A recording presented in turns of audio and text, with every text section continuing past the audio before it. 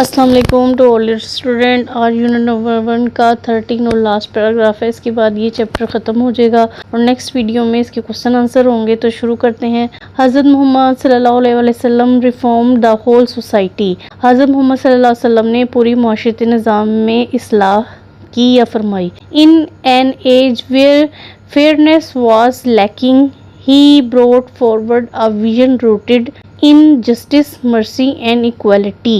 ایک ایسے دور میں جب انصاف کی کمی تھی، آپ صلی اللہ علیہ وسلم انصاف، رحم اور مساوات پر مبنی ایک پختہ نظریہ لے کر آئے. His reforms in favor of women, orphan and slave were not only progressive for his time but also remain relevant even today.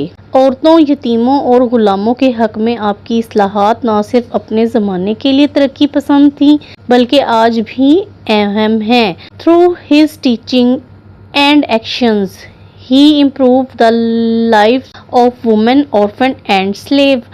آپ کی تعلیمات اور اعمال کے ذریعے آپ نے عورتوں، یتیموں اور غلاموں کی زندگیوں کو بہتر بنایا. His message encouraged people to live the honesty, care for others and follow the path of righteousness.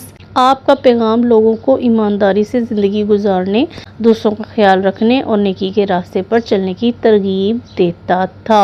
Today his reforms continue to guide and inspire millions around the world to build a just and peaceful society. آج بھی آپ کی اصلاحات دنیا بھر میں لاکھوں لوگوں کی رہنمائی کرتی ہیں اور انہیں ایک منصفانہ اور پرامن معاشرہ بنانے کی ترغیب دیتی ہیں. تو آج یہ چیپٹر کمپلیٹ ہو جاتا ہے. تو ویڈیو کو زیادہ سے زیادہ لائک کریں، چینل کو سبسکرائب کریں، کمنٹ کریں اور شیئر کریں. اوکے جی، اللہ حافظ.